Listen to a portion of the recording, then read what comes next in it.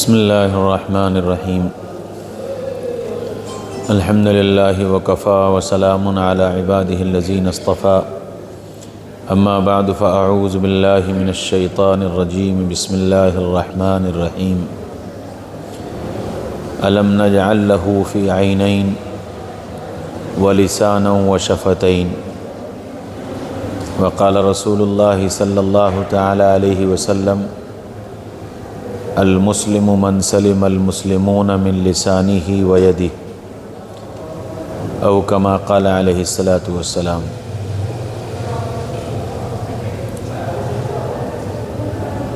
اللہ تعالیٰ نے ہم کو اور آپ کو اور سارے انسانوں کو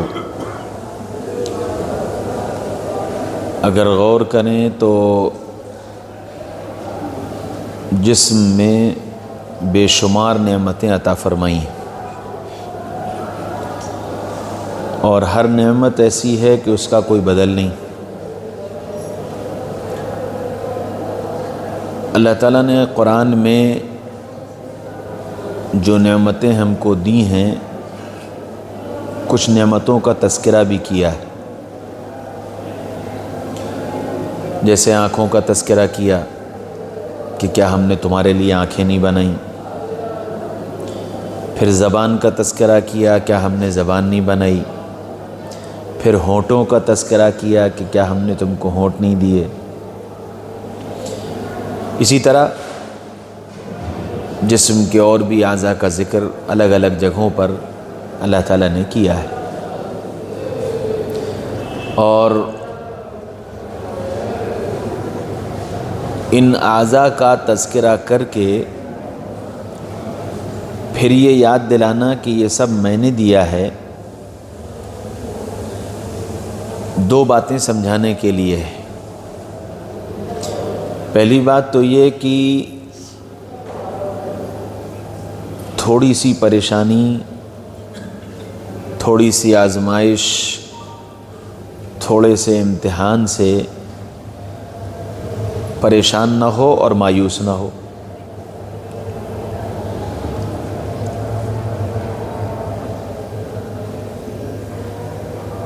کیونکہ جو نعمتیں ہمارے پاس ہوتی ہیں بعض مرتبہ ہم کو خود ان نعمتوں کا اندازہ نہیں ہوتا۔ ایک صاحب نے ایک پراپرٹی ڈیلر سے کہا کہ مجھے اپنا مکان بیچنا ہے۔ اس نے کہا ٹھیک ہے، مجھے تم اپنا مکان دکھا دو۔ وہ گیا، اس نے جا کر کے پورا مکان دیکھا، پھر اس نے اس مکان کو بیچنے کے لیے ایک اشتہار بنوانے والے سے اشتہار بنوایا کہ اس مکان کے لیے ایک اشتہار بنا دو کہ اس مکان میں کیا کیا خوبیاں ہیں اور یہ مکان برائے فروخت ہے۔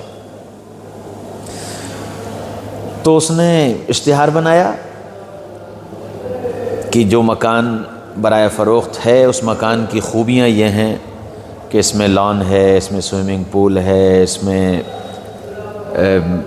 اتنے بیڈ روم ہیں، اس میں یہ لاؤنج ہے، اس میں یہ کچن ہے، اس میں یہ ڈائننگ ہال ہے، اور اس میں یہ گیمز روم ہے، اور اس میں یہ پریئر روم ہے، اور پوری جو تفصیلات تھی وہ سب اس نے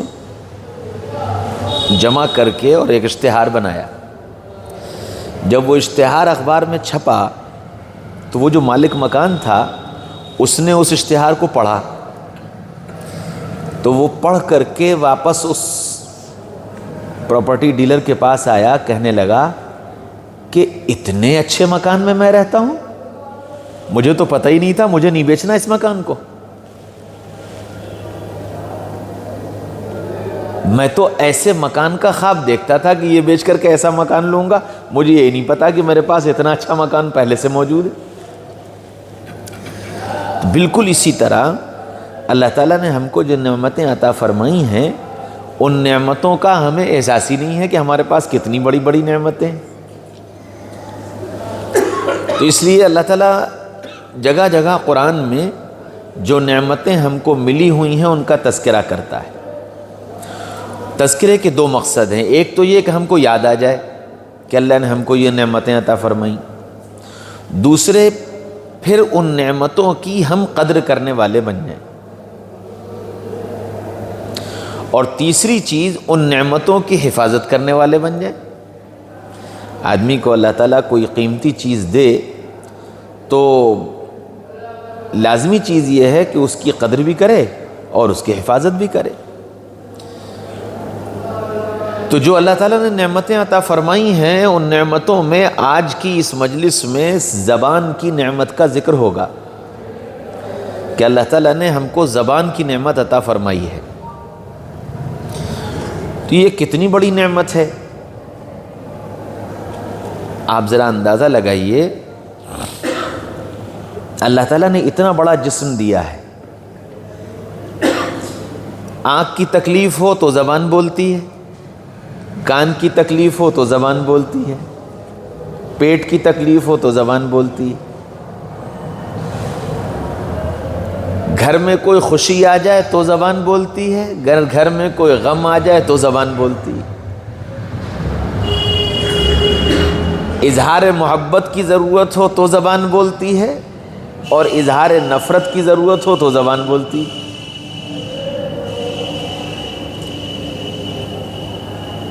جذبات کا اظہار کرنا ہو تو زبان بولتی ہے۔ یعنی اب غور کرو کہ جسم کی کتنی ضرورتیں اس زبان سے وابستہ ہیں۔ احساسات کہ یہ بھی زبان ظاہر کرتی ہے۔ سردی لگ رہی ہے، کیسے پتہ چلے سردی لگ رہی ہے؟ زبان بولے گی کہ سردی لگ رہی ہے۔ گرمی لگ رہی ہے، کیسے پتہ چلے؟ زبان بولے گی۔ تو احساسات کی بھی ترجمانی زبان کرے، درد کی ترجمانی بھی زبان کرے، خوشی کی زبانی ترجمان کرے، کہ زبان ہر چیز کی ترجمانی کر رہی۔ پھر اتنا ہی نہیں، جو کھانا ہم کھا رہے ہیں اس کھانے کا ذائقہ بھی زبان ہی بتائے، میٹھا کھایا کہ نمکین کھایا کہ کڑوا کھایا، گرم کھایا کہ ٹھنڈا کھایا، ہاں ساری چیزوں کی ترجمانی صرف زبان کر رہی۔ اب ذرا اندازہ لگاؤ کہ یہ کتنی بڑی نعمت ہے۔ اگر اللہ اس زبان کی نعمت کو ہم سے واپس لے لے تو ہماری زندگی کیا ہے؟ ہم نہ اپنے احساسات کو بتا سکتے ہیں، نہ اپنے جذبات بتا سکتے ہیں، نہ اپنی خوشی بتا سکتے ہیں، نہ اپنا غم بتا سکتے ہیں، نہ اپنا درد بتا سکتے ہیں، نہ اپنی تکلیف بتا سکتے ہیں۔ کتنی بڑی نعمت ہے۔ سامنے والے کے دل کو خوش کرنا ہے تو اس زبان کے ذریعے سے، اور سامنے والے کے دل کو دکھانا ہے تو اس زبان کے ذریعے سے۔ اللہ نے کتنی بڑی نعمت دی۔ زبان میں اللہ تعالیٰ نے ذائقے رکھ دیے۔ اگر یہ ذائقے اللہ تعالیٰ زبان سے لے لیں تو پھر نمکین کھائے، میٹھا کھائے، کڑوا کھائے، کچا کھائے، پکا کھائے، مسالے دار کھائے، بے مسالہ کھائے، سب برابر۔ انسان کی ایک زبان کی وجہ سے دنیا میں کتنے کارخانے چل رہے ہیں، کتنی فیکٹریاں چل رہی ہیں، کتنے کاروبار چل رہے ہیں۔ آپ ذرا اندازہ لگاؤ کہ مٹھائی کی دکان زبان کے لیے، اور چاٹ کی دکان زبان کے لیے، اور نمکین کی دکان زبان کے لیے، اور جتنے نمکین کی فیکٹریاں بنی ہوئی ہیں، اور جتنے بسکٹوں کی فیکٹریاں بنی ہوئی ہیں، اور جتنے بند و برگر بن رہے ہیں، اور جتنے پیزا اور روسٹڈ بک رہے ہیں، سب زبان کے لیے۔ اگر اللہ زبان سے یہ ذائقہ لے لے تو سب برابر۔ جانور کی زبان میں اللہ نے ذائقہ نہیں رکھا، تو اسے آپ کچا کھلا دو، پکا کھلا دو، مسالے دار کھلا دو، بے مسالہ کھلا دو، نمکین کھلا دو، میٹھا کھلا دو، سب برابر۔ اس لیے آپ نے جانوروں کے لیے الگ الگ ڈش بنتے نہیں دیکھا ہوگا کہ جی صبح کی ڈش الگ، دوپہر کی ڈش الگ، شام کی ڈش الگ، ہاں؟ اور ایسا بھی نہیں ہوتا کہ جی صبح بھینس نے جو کھا لیا تو اب وہ شام کو نہیں کھائے گی، اور 3 دن سے کھا رہی تھی تو چوتھے دن نہیں کھائے گی۔ وہ ایک اس کی ثانی ہے، پوری زندگی کھلاتے ہو اسے، پوری زندگی کھاتے رہے گی۔ کیوں؟ کہ اس کی زبان میں کوئی ذائقہ نہیں ہے۔ ذائقہ اللہ نے انسان کی زبان میں رکھا ہے۔ تو اللہ کچھ نہ کرے، صرف انسانوں کی زبان سے ذائقہ چھین لے تو دنیا کے کتنے کاروبار ہیں جو بند ہو جائیں گے، اور کتنے لوگ بے روزگار ہو جائیں گے۔ لاکھوں اربوں خربوں کا جو کاروبار چل رہا ہے وہ زبان کے لیے۔ کتنی بڑی نعمت ہے یہ زبان۔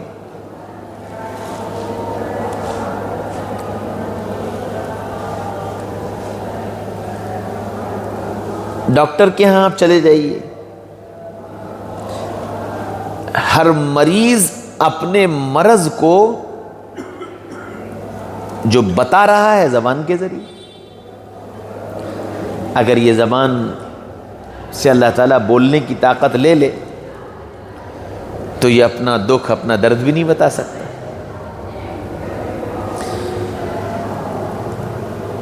تو اللہ تعالیٰ کہہ رہے ہیں الم نجعل لہ فی عینین ولسانا وشفتین، کہ دیکھو ہم نے تمہیں زبان دی ہے۔ اچھا، چونکہ یہ بڑی قیمتی نعمت ہے، زبان بڑی قیمتی نعمت ہے، تو اس قیمتی نعمت کو اللہ تعالیٰ نے ڈبل لاک میں رکھا ہے۔ آدمی کے پاس ہیرا ہوتا ہے نا، ہیرا، تو ہیرے کو الماری کا لاک، پھر لاکر کا لاک اس کے اندر رکھتا ہے کہ یہ قیمتی ہے۔ اللہ نے یہ زبان جو دی ہے، اس زبان کو بھی ڈبل لاک میں رکھا ہے، ایک ہونٹوں کا لاک، ایک دانتوں کا لاک، کہ یہ 2 لاک ہیں اس زبان کے۔ قیمتی چیز ہے، سنبھال کر استعمال کرنا۔ اس زبان کا استعمال سنبھال کر کرنا، اور زبان کے استعمال کرنے سے پہلے جب یہ تم اپنے لاک کھولو تو دیکھ لینا کہ کہیں اس زبان کا غلط استعمال نہ ہو جائے۔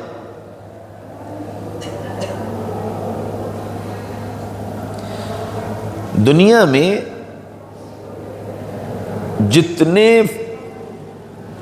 جتنی خیر وجود میں آتی ہے وہ بھی زبان کے ذریعے سے وجود میں آتی ہے، اور جتنا شر وجود میں آتا ہے وہ بھی زبان کے ذریعے سے وجود میں آتا ہے۔ اس لیے زبان کی حفاظت،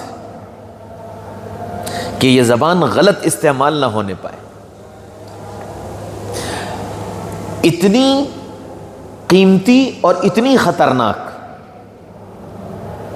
عربی میں ایک شعر ہے، جراحات السنان لها التیام ولا یلتام ما جرح اللسان، کہ تلوار سے اگر کسی کو زخم مارا جائے تو وہ زخم 2 دن، 4 دن، 6 دن، ہفتہ، 10 دن، 15 دن، 20 دن بھر جاتا ہے، لیکن زبان کا زخم فرمایا کہ ولا یلتام ما جرح اللسان، کہ زبان کا زخم ایسا ہے جو بھرتا نہیں۔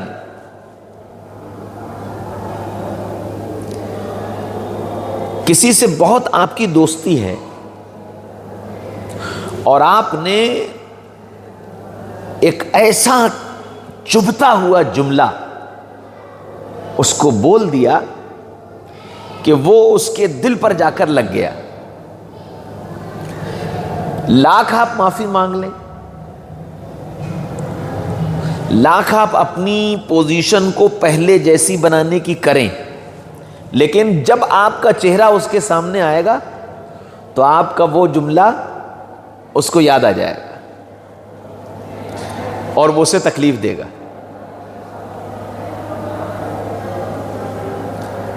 خاندانوں کے جھگڑے زبان کی بنیاد پر، میاں بیوی کے جھگڑے زبان کی بنیاد پر.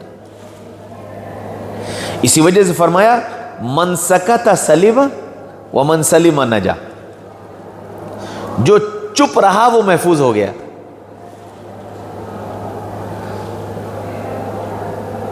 جو چپ رہا وہ بچ گیا، اور جو بچ گیا وہ محفوظ ہو گیا، نجات پا گیا. تو اس زبان کی حفاظت کیا ہے کہ ہم چپ رہنا سیکھ لیں. اس زبان کی حفاظت کیا ہے کہ ہم چپ رہنا سیکھ لیں. اسی لیے اللہ والوں کے یہاں جہاں بہت ساری مشقیں کرائی جاتی ہیں، اس میں ایک مشق یہ بھی کرائی جاتی ہے قلت کلام، کہ کم سے کم بولو گے. حضرت مولانا رشید احمد گنگوہی رحمۃ اللہ علیہ کے پاس ایک بڑے عالم آئے اپنی اصلاح کے لیے. تو حضرت مولانا رشید احمد گنگوہی رحمۃ اللہ علیہ نے فرمایا کہ آپ کسی سے بولیں گے نہیں، آپ کو چپ رہنا ہے. انہوں نے اس کی پابندی کی، اور اتنی پابندی کی کہ خانقاہ میں آنے والے، مسجد میں نماز میں آنے والے سب یہ سمجھتے تھے کہ یہ آدمی گونگا ہے. جب سال بھر گزر گیا تب حضرت مولانا رشید احمد گنگوہی رحمۃ اللہ علیہ نے ان سے عالم سے کہا کہ آج آپ قرآن کا درس دیں. جب انہوں نے قرآن کا درس دینا شروع کیا تو پورے گنگوہ میں یہ مشہور ہو گیا کہ مولانا رشید احمد گنگوہی کی کرامت دیکھو، گونگا بولنے لگا، گونگا بولنے لگا. حضرت تھانوی رحمۃ اللہ علیہ کے یہاں معمول یہ تھا کہ عشاء کی نماز کے بعد کسی کو بات کرنے کی اجازت نہیں تھی. حضرت مولانا شفیع صاحب رحمۃ اللہ علیہ مفتی تقی صاحب کے والد، اور انہی کے زمانے کے ان کے ساتھی ایک اور بزرگ، دونوں حضرت تھانوی کے پاس اپنی اصلاح کے لیے پہنچے، اور دونوں بڑے علم والے تھے. ملاقات ہو گئی، قیام گاہ طے ہو گئی، دونوں کا قیام ایک جگہ ہو گیا. عشاء کی نماز کے بعد دونوں کسی علمی سلسلے میں آپس میں بات کرنے لگے. تھوڑی دیر کے بعد خادم آیا، اس نے کہا کہ حضرت کا حکم یہ ہے کہ خانقاہ میں عشاء کی نماز کے بعد کوئی بات نہ کرے، آپ لوگوں سے درخواست ہے کہ آپ لوگ بات نہ کریں. وہ لوگ خاموش ہو گئے اور خادم چلا گیا. تھوڑی دیر کے بعد پھر بات شروع ہو گئی. ظاہر بات ہے کہ علم والے لوگ، باصلاحیت لوگ، وہ پھر بات کرنے لگے. تھوڑی دیر کے بعد خادم آیا، اس نے کہا کہ حضرت کا حکم یہ ہے کہ ایک مرتبہ کہنے کے بعد اگر نہ مانے تو ان کی پوٹلی ان کے سر پر رکھ کر کے ان کو خانقاہ سے باہر نکال دینا. آپ حضرات چونکہ بڑے عالم ہیں اور حضرت نے آپ لوگوں کا قیام ایک جگہ کروایا ہے، اس لیے اب آخری بار کہہ کر جا رہا ہوں، اگر میں نے اب آپ لوگوں کی آواز سنی تو میں آپ لوگوں کو آپ کی پوٹلی کے ساتھ خانقاہ کے باہر نکال دوں گا.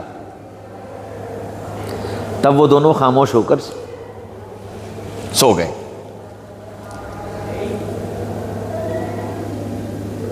حضرت خواجہ معصوم صاحب رحمۃ اللہ علیہ، حضرت مجدد الفسانی رحمۃ اللہ علیہ کے بیٹے، مجلس ہوتی تھی تو لوگ آ کر کے بیٹھتے تھے. بعض مرتبہ ایسا ہوتا تھا کہ وہ بھی خاموش بیٹھے رہتے تھے اور مریدین بھی خاموش بیٹھے رہتے تھے.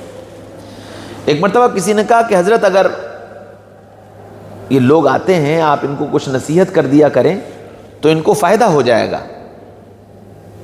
تو حضرت خواجہ معصوم رحمۃ اللہ علیہ نے فرمایا کہ جس نے میری چپ سے کچھ نہیں سیکھا وہ میرے بولنے سے کچھ نہیں سیکھ پائے گا۔ جس نے میری چپ سے کچھ نہیں سیکھا وہ میرے بولنے سے کچھ نہیں سیکھ پائے گا۔ تو زبان کی حفاظت کیا ہے کہ ہم چپ رہنا سیکھ لیں، کہ بلا ضرورت بات نہیں، اور اتنی بات جتنی ضرورت۔ ایک دوسری بات یہ ہے کہ یہ عادت ڈال لیں کہ ہم کسی دوسرے کی بات نہیں کریں گے۔ زبان میرے لیے ہے، دوسرے کے لیے نہیں۔ میری ہے، میرے لیے ہے، رب نے دی ہے، رب کے لیے ہے۔ زبان میری تو میرے لیے، اور رب نے دی تو رب کے لیے۔ تو اب یہ زبان میری بات کرے گی اور میرے رب کی بات کرے گی، کسی دوسرے کی بات نہیں کرے گی۔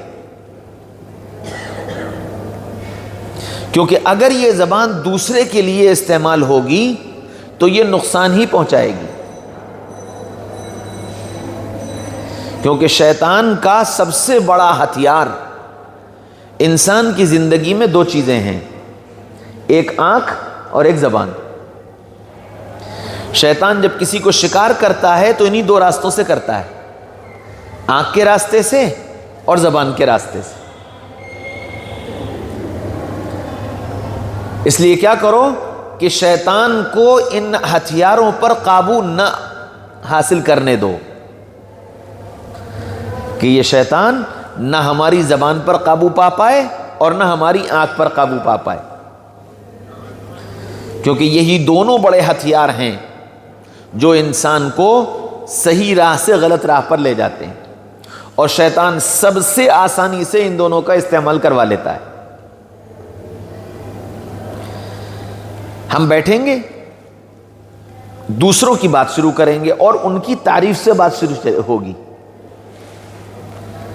فلاں صاحب بڑے اچھے ہیں، بڑے چنا ہیں، بڑے نیک ہیں، بڑے محنتی ہیں، بڑے، لیکن بس یہاں سے پھر شیطان اپنی شروع کر دیتا ہے،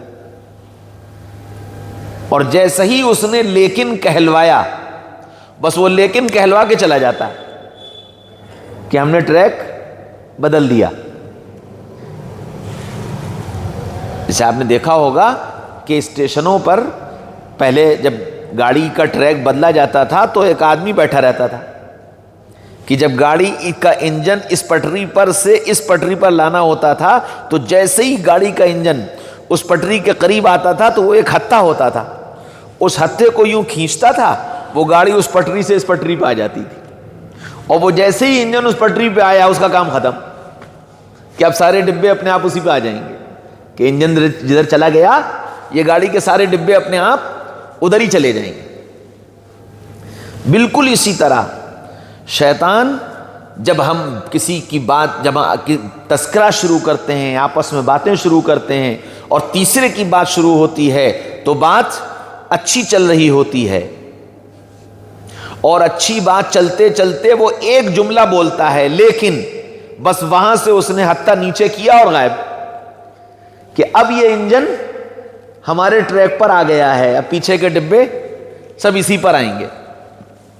بس پھر اس کے بعد غیبت شروع ہو جاتی ہے، پھر اس کے بعد بہتان لگنے شروع ہو جاتے ہیں، پھر سنی سنائی باتوں کا تذکرہ شروع ہو جاتا ہے، اور پھر یہ سلسلہ لمبا ہوتا چلا جاتا ہے، یہاں تک کہ پتہ ہی نہیں چلتا کہ یہ کہاں نکل گیا۔ اور اگر آدمی راہ بھٹک جائے، غلط راستے پر پڑ جائے، تو پھر وہاں ہو سکتا ہے کہ ڈاکو اسے لوٹ لیں، اس کا جانی مالی نقصان ہو جائے، تو وہ اپنے ٹریک پر ڈال کر کے پھر مطمئن ہو کر بیٹھ جاتا ہے کہ اب ہم اس کو جب چاہیں گے جیسے چاہیں گے لوٹ لیں گے، اور پھر وہ ہمارے اعمال پر ڈاکہ ڈالتا ہے۔ تو ہم نمازی، ہم ذاکر، ہم تہجد گزار، ہم داعی، ہم سب کچھ ہیں، لیکن اس ٹریک بدل جانے کی وجہ سے سب کچھ ہمارے پاس سے چلا جاتا ہے، ہم خالی ہاتھ رہ جاتے ہیں۔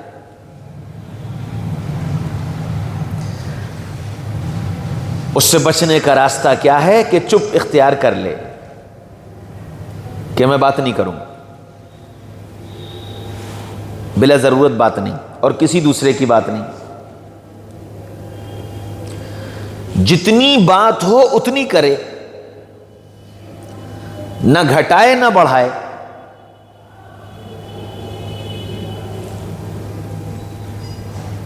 حضور اقدس صلی اللہ علیہ وسلم نے ہم کو جو دین دیا ہے، کیا فرمایا؟ الیوم اکملت لکم دینکم، کہ دین مکمل ہے، اب اس میں نہ اضافہ ہوگا اور نہ اس میں سے گھٹایا جائے گا۔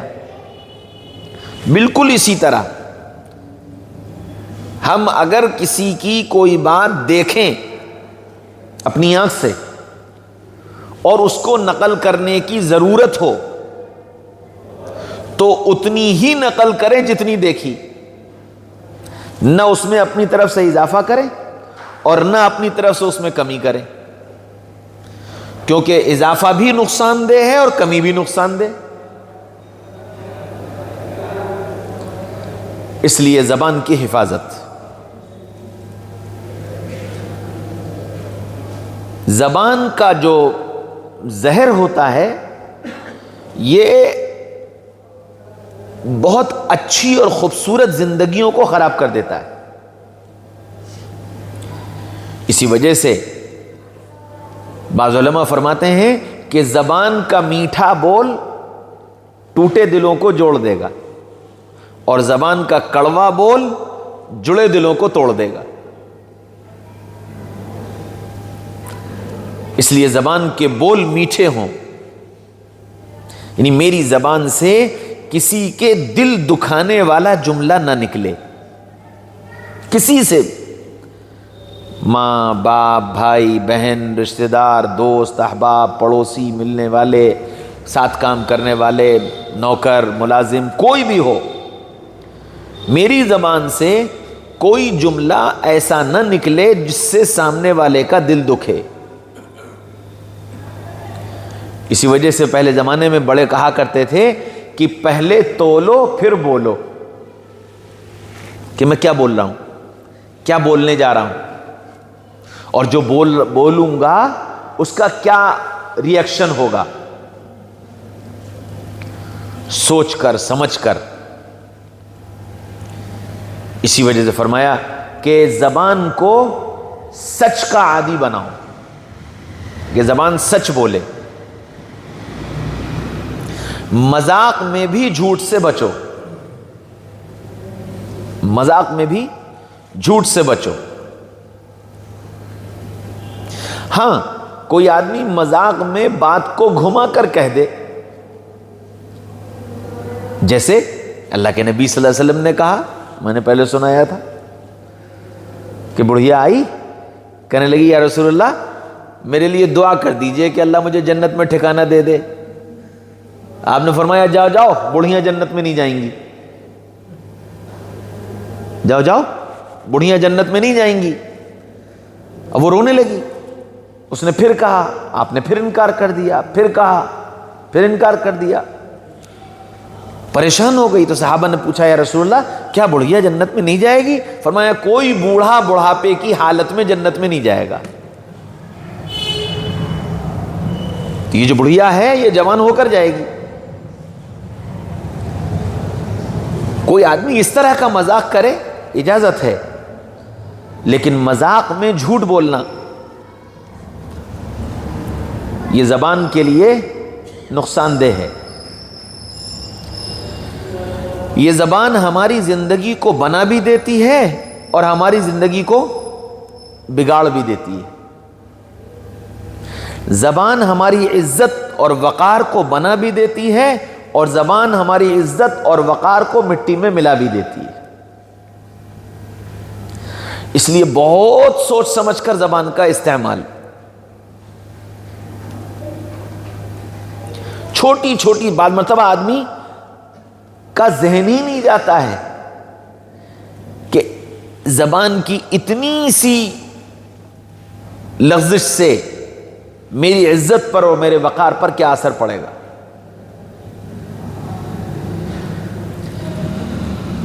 بے خیالی میں بھی اگر آپ نے کوئی غلط بات کہہ دی تو لوگ کیا کہیں گے؟ ارے تو اتنا دیندار آدمی، اس نے ایسا جھوٹ بول دیا، ایسی بات کہہ دی، تو وقار مٹی میں مل گیا. لوگوں کے دلوں پر بات کا اثر ختم ہو جائے گا. اس لیے اپنی زبان کی حفاظت سب سے زیادہ ضروری چیز ہے. یہاں تک کہ اللہ کے نبی صلی اللہ علیہ وسلم نے فرمایا کہ تم اپنی زبان کی حفاظت کی ذمہ داری ہمیں دے دو، ہم جنت کی کا وعدہ تم سے کیے لیتے ہیں کہ تم یہ طے کر لو کہ زبان غلط استعمال نہیں ہوگی. اللہ کے نبی کہہ رہے ہیں کہ ہم جنت دلوا دیں گے کہ زبان غلط استعمال نہ ہو. اچھا، اس کا سب سے آسان راستہ کیا ہے؟ کہ چپ. جب چپ رہیں گے تو ہر چیز سے بچ جائیں گے. ضرورت کے بقدر، جتنی ضرورت ہو اتنا بولا جائے. سنی سنائی بات کو کبھی نقل نہیں کرنا چاہیے. اللہ کے نبی صلی اللہ علیہ وسلم نے فرمایا کہ جو آدمی سنی سنائی بات کو ادھر سے ادھر منتقل کرتا ہے وہ جہنم میں اپنا ٹھکانہ ڈھونڈ لے. میں نے سنا تھا، اور یہ عام بیماری ہے ہم سب کی، یہ عام بیماری ہے کہ سنی سنائی بات کو آگے بڑھا دیتے ہیں. ہمیں کچھ نہیں معلوم اس کی حقیقت، نہ ہم نے دیکھا، نہ صاحب معاملہ سے ہم نے اس بات کو سنا. دو آدمی بات کر رہے تھے، ان کی سنتے سنتے آگے پہنچا دی.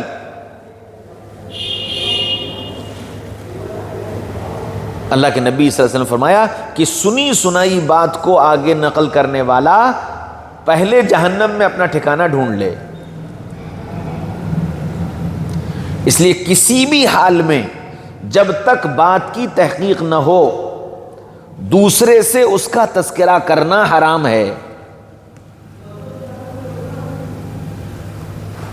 جب تک کسی بات کی تحقیق نہ ہو اس بات کو دوسرے سے کہنا حرام ہے کہ جی ہم نے سنا تھا.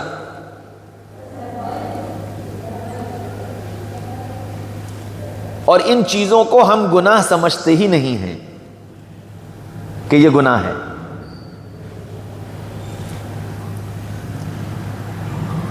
جس کے نتیجے میں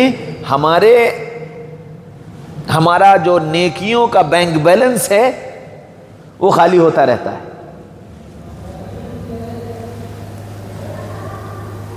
کیونکہ آپ کی ایک بات جو آپ نے کسی سے سن کر نقل کر دی، وہ سننے والا جس کے متعلق آپ نے بات نقل کی تھی اس سے بدگمان ہو گیا، حالانکہ وہ بات غلط تھی. اور اب وہ خود نہیں بدگمان ہوا، نہ جانے کتنوں کو بدگمان کر دے گا. اور پھر یہ بدگمانی کہاں تک جائے گی اس کا بھی بھروسہ نہیں. یہ بدگمانی غیبتوں میں بدل جائے، یہ بدگمانی بہتان میں بدل جائے، یہ بدگمانی دشمنی میں بدل جائے، یہ بدگمانی نفرت میں بدل جائے، کن کن چیزوں میں بدل جائے کچھ پتہ نہیں. اس لیے کبھی سنی سنائی بات کو آگے نقل نہ کرے. اگر نقل کرنا ہے تو تحقیق کرے، اور تحقیق صاحب معاملہ سے کرے، جس کے متعلق سنی اس سے جا کر پوچھے کہ جی میں نے بھائی فہیم آپ کے متعلق یہ بات سنی، اس کی حقیقت کیا ہے؟ اب سچ اور جھوٹ واضح ہو جائے گا۔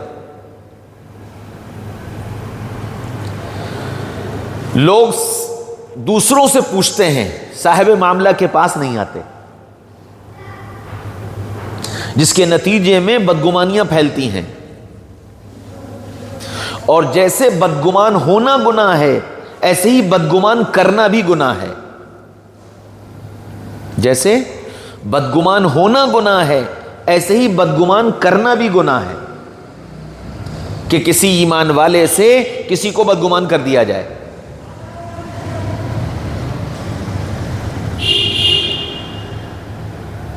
سیدنا ابوبکر صدیق رضی اللہ عنہ حضرت مستح رضی اللہ عنہ کی مالی مدد کرتے تھے، رشتہ دار تھے اور بہت ضرورت مند تھے، تو وہ ان کی مالی مدد کرتے تھے۔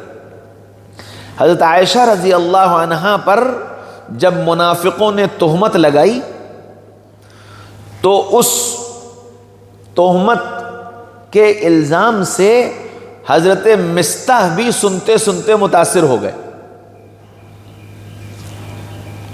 صحابی ہیں، اور کس سے بدگمان ہو گئے؟ اما عائشہ سے، رسول اللہ صلی اللہ علیہ وسلم کی زوجہ سے۔ سوچو کتنا بڑا نقصان ہوا۔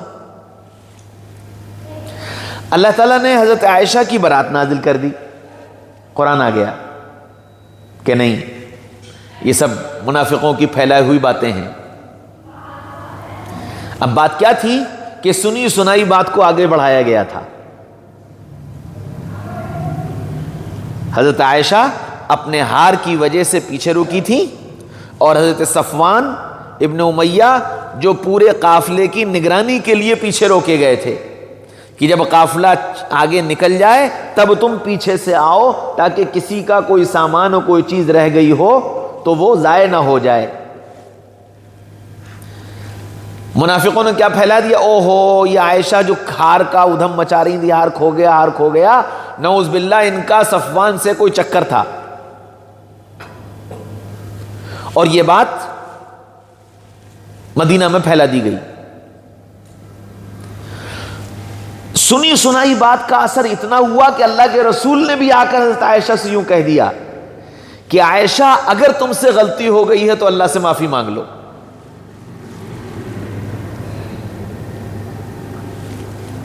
سوچو کتنا خطرناک کام ہے یہ، سنی سنائی بات کو آگے بڑھا دینا۔ وہ تو بہرحال نبی تھے، اور حضرت عائشہ پوری امت کی ماں تھیں۔ اللہ تعالیٰ نے ان کی پاکیزگی کے لیے قرآن اتار دیا، برات ظاہر کر دی، منافقین کا نفاق کھل گیا، اور یہ ادھر کی ادھر کرنے والوں کی پول کھل گئی۔ تو جب حضرت عائشہ کی برات نازل ہو گئی، حضرت ابوبکر صدیق کو پتہ چلا کہ میری بیٹی کو سے بدگمان ہونے والوں میں مستح بھی ہیں، تو ابوبکر صدیق رضی اللہ عنہ کہنے لگے اب میں ان کی مدد نہیں کروں گا، اب میں ان کو وظیفہ نہیں دوں گا۔ تو قرآن آیا، حضرت ابوبکر صدیق رضی اللہ عنہ کو ہدایت دی گئی کہ نہیں، کسی آدمی کی غلطی کی وجہ سے تم اپنے آپ کو خیر سے محروم کیوں کر رہے ہو؟ کسی آدمی کی غلطی کی وجہ سے تم اپنے آپ کو خیر سے محروم کیوں کر رہے ہو؟ اور مستح تو سیدھے سادے آدمی ہیں، وہ تو لوگوں کے کہنے میں آ گئے، دل کے گندے نہیں ہیں، دل کے برے نہیں ہیں، منافق نہیں ہیں، پکے مومن ہیں، اور بدری صحابی ہیں۔ اور بدر والوں کے لیے اللہ نے پہلے ہی اعلان کر دیا تھا کہ بدر والوں کے اگلے پچھلے سب معاف۔ اگر ان سے کوئی غلطی ہو بھی جائے تو اللہ نے پہلے ہی ان کی معافی کا اعلان کر دیا تھا. تو یہ بدری صحابی ہیں, اگر غلطی ہو بھی گئی تو اللہ نے اسے معاف کر دیا, پھر تم کیوں ان کی معاونت کو روک رہے ہو؟ تو سنی سنائی بات زبان کے غلط استعمال کی وجہ سے کتنا نقصان پہنچاتی ہے. اس لیے کبھی بھی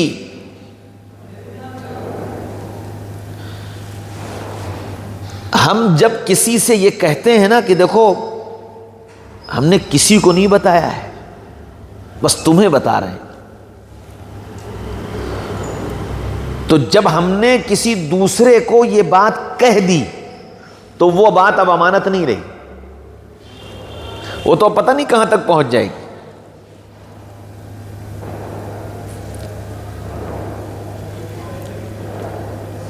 کسی چیز, کسی بات کی حفاظت اگر ہمیں کرنی ہے تو اسے ہمیں اپنے تک ہی محفوظ رکھنا ہے,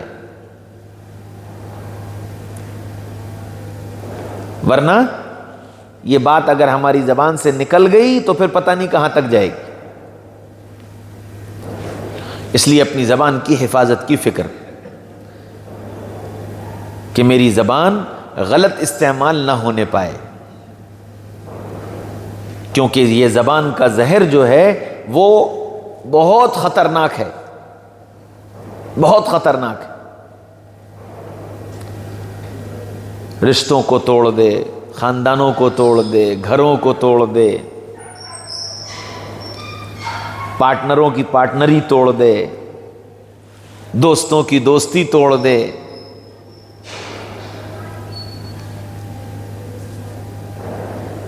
اس لیے بہت زبان پر لگام کہ نہ, میں اپنی زبان سے کچھ نہیں بولوں گا.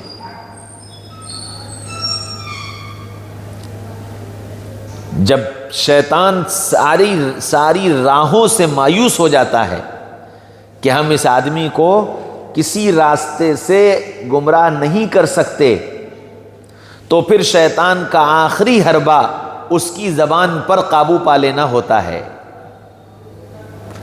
کہ اس کی زبان پر قابو پا لو, پھر یہ ذکر کرے, تسبیح پڑھے, تہجد پڑھے, اشراق پڑھے, چاشت پڑھے, وابین پڑھے, دعوت دے, قربانیاں دے, محنت کرے, سب کچھ کرے, ہم اس سے کسی سے نہیں روکیں گے, ہم صرف اس کی زبان کا استعمال غلط کروا دیں گے کہ یہ زبان جھوٹ بولتی رہے گی, جھوٹے الزامات لگاتی رہے گی, جھوٹی تہمتیں لگاتی رہے گی, جو نہیں ہوگا وہ بیان کرے گی, جو ہوگا اسے چھپا لے گی, زبان اس سب کاموں میں لگا دے گی. بس شیطان مطمئن ہو جاتا ہے, اب ہمارا کام ہو گیا.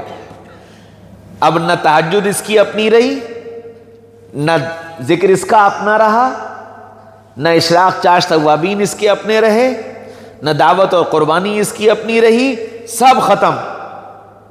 سمجھتا یہ رہے گا کہ جی میں تو بڑا نیک و پارسا ہوں, اور میں تو بڑی قربانی دینے والا ہوں, بڑا ذاکر ہوں, بڑا تہجد گزار ہوں, بڑا راتوں کا اٹھنے والا ہوں, بڑا نیک ہوں, بڑی سنتوں کا پابند ہوں. یہ اپنے کو اطمینان کی حالت میں سمجھے گا,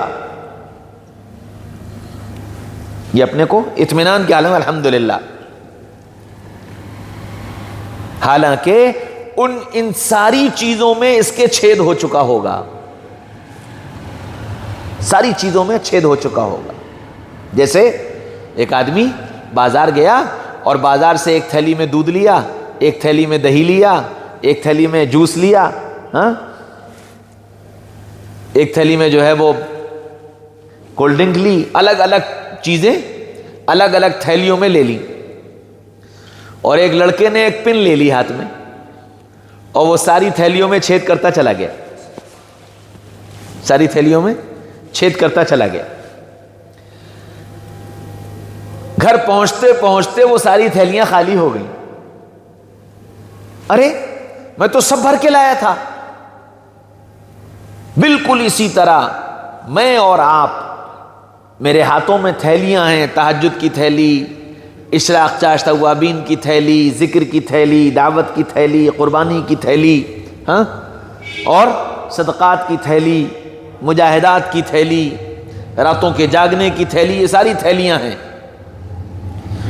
شیطان نے ہماری زبان کے پن کو ان ساری تھیلیوں میں لگا دیا کہ اب یہ زبان کبھی اس کی برائی، کبھی اس کی برائی، کبھی اس کی غیبت، کبھی اس کی غیبت، کبھی یہ جھوٹ بات، کبھی وہ جھوٹ بات، کبھی یہاں یہ جو ہوا اس کو الٹا نقل کرنا، جو ادھر ہوا اس کو سیدھا نقل کرنا، بس ان کاموں میں زبان کو لگایا اور یہ زبان کے پن ان ساری تھیلیوں میں لگتے چلے گئے، یہاں تک کہ جب یہ مر کر جائے گا اور اس سے کہا جائے گا کہ لاؤ بھائی اپنی تھیلیاں، اب جب یہ تھیلیاں اٹھائے گا تو وہ سب خالی ہوں گے۔ ہائے یہ کیا ہو گیا، یہ تو سب خالی ہو گیا، میں تو اتنا سب کر کے آیا۔ آخرت کا اتنا بڑا نقصان ہے۔ جس طرح ہم زہر سے اپنے آپ کو بچاتے ہیں، کوئی آدمی ہمارے پاس نیلا تھوتا لا کر دے دے کہ جی یہ کھا لو، وہ ہمارے ہاتھ پیر باندھ دے اور زبردستی ہم کو کھلانا چاہے، اپنی جان پر کھیل کر کے ہم اس زہر کو کھائیں گے نہیں، کیونکہ جانتے ہیں کہ یہ ہلاکت کا سبب ہے، یہ ہم کو ہلاک و برباد کر دے گا۔ بالکل اسی طرح زبان کا غلط استعمال زہر ہے، یہ ہم کو ہلاک و برباد کر ڈالے گی، اس لیے کچھ بھی ہو جائے ہم زبان کا استعمال غلط نہیں کریں گے، کسی بھی حال میں، نہ پیسہ کمانے کے لیے، نہ عزت بچانے کے لیے، نہ اپنی واہ واہ کے لیے، نہ اپنی فوقیت ظاہر کرنے کے لیے، نہ اپنے کو بڑا ثابت کرنے کے لیے، کہ کسی بھی حال میں زبان کا استعمال غلط نہیں کریں گے، کہ یہ زبان بڑی نازک ہے، بڑی نازک ہے، اس کی بڑی حفاظت کی ضرورت ہے، اسی لیے فرمایا جب استعمال کرو تو اپنے تالے کھولنے سے پہلے یہ سوچ لو کہ اس زبان سے ہم کیا بولنے جا رہے ہیں۔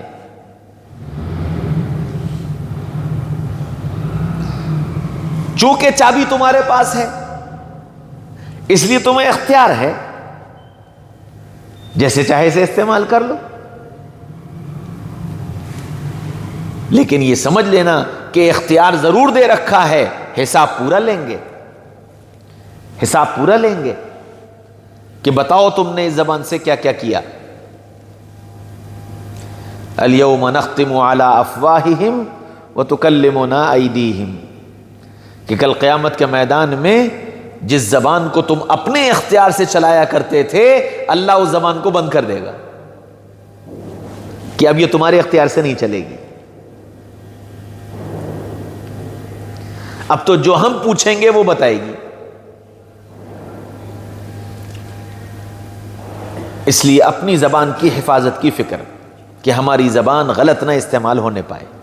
جتنا ہم اپنی زبان کے استعمال کو محفوظ کر لیں گے انشاءاللہ ہمارا ایمان، ہمارے اعمال، ہمارا یقین سب محفوظ ہوتا چلا جائے گا۔ حدیث شریف میں قرآن پاک میں اللہ تعالیٰ نے فرمایا من جاء بالحسنۃ فلہ عشر امثالھا، جو نیکیاں لے کر آؤ گے اس پر 10 گنا اجر دیں گے۔ یہ نہیں کہا نیکیاں کر کے آؤ گے تو 10 گنا اجر دیں گے، جو نیکیاں لے کر آؤ گے۔ نماز جو پڑھی ہے یہ آج کی نماز موت تک میرے ساتھ باقی رہے، آج جو میں نے ذکر کیا ہے یہ موت تک یہ ذکر میرے پاس باقی رہے، آج جو میں نے صدقہ کیا ہے یہ میرا صدقہ موت تک میرے پاس باقی رہے، کوئی پن مار نہ دے کہ میری نماز چلی جائے، میرا صدقہ چلا جائے، میرا ذکر چلا جائے۔ جو چلا جائے گا اس پہ کچھ نہیں ملے گا۔ کرنے پر نیکی کا وعدہ نہیں ہے، لے کر آنے پر لے کر آؤ گے تو 10 گنا اجر دیں گے. اور یہی بات برائیوں کے لیے کہی, وَمَنْ جَاءَ بِالسَّيِّئَةِ فَلَا يُجْزَى إِلَّا مِثْلَهَا, کہ تم جو برائیاں لے کر آؤ گے اس پر سزا دیں گے. برائیاں ہو گئیں, تم نے توبہ کر لی, معافی مانگ لی, بات ختم ہو گئی. بھئی تھیلی میں پیشاب ہو اور تھیلی میں دودھ ہو, اگر پیشاب کی تھیلی پر توبہ کا پن پڑ گیا تو پیشاب بھی بہہ جائے گا, اور دودھ کی تھیلی پر گناہ کا پن پڑ گیا تو دودھ بھی ختم ہو جائے گا. تو جیسے نیکی ختم ہو جاتی ہے برائی کرنے سے, ایسے ہی برائی ختم ہو جاتی ہے توبہ کرنے سے. اللہ تعالیٰ نے یہ موت تک کے لیے دروازہ کھول رکھا ہے کہ تمہیں اختیار ہے. تو جو نیکیاں کر رہے ہو اس کی فکر کرو کہ یہ نیکیاں موت تک ہمارے ساتھ بچ کر چلی جائیں, اور جو گناہ ہو گئے ہیں اس کی فکر کرو کہ موت سے پہلے پہلے اس پر توبہ کا پن لگ جائے تاکہ یہ ساری برائیاں ختم ہو جائیں. اس کی فکر کرنا ہماری اور آپ کی ترقی کا سبب ہے, تعلق مع اللہ کے حاصل ہونے کا سبب ہے. اللہ سے تعلق قائم ہونے کا سبب یہ ہے کہ ہماری زبان پر ہمارا قابو ہو جائے,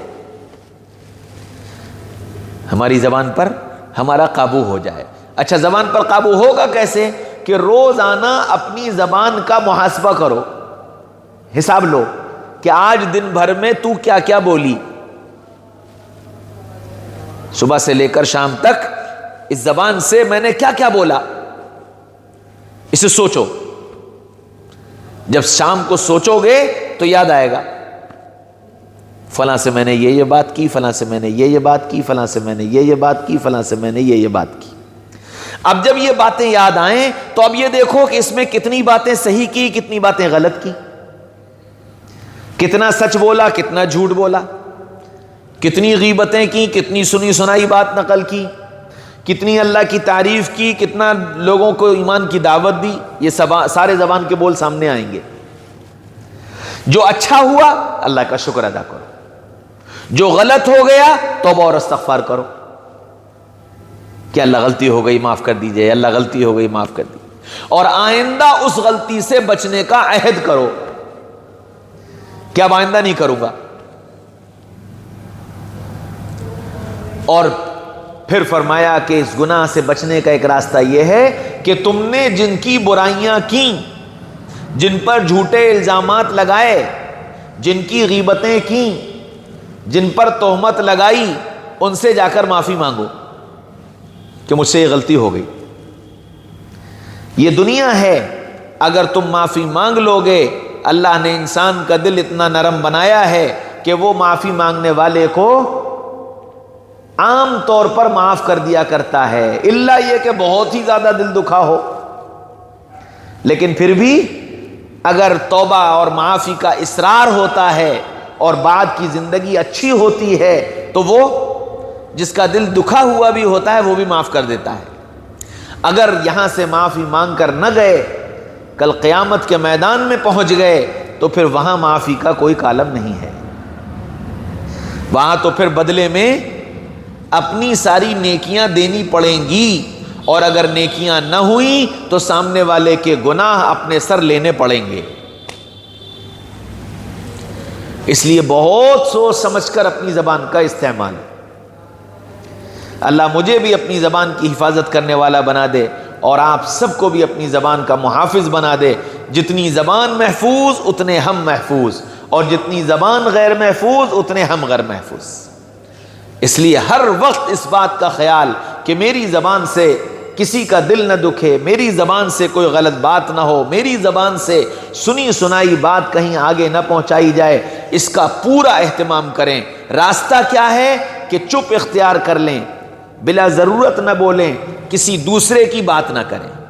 چپ اختیار کر لیں, بلا ضرورت نہ بولیں, کسی دوسرے کی بات نہ کریں.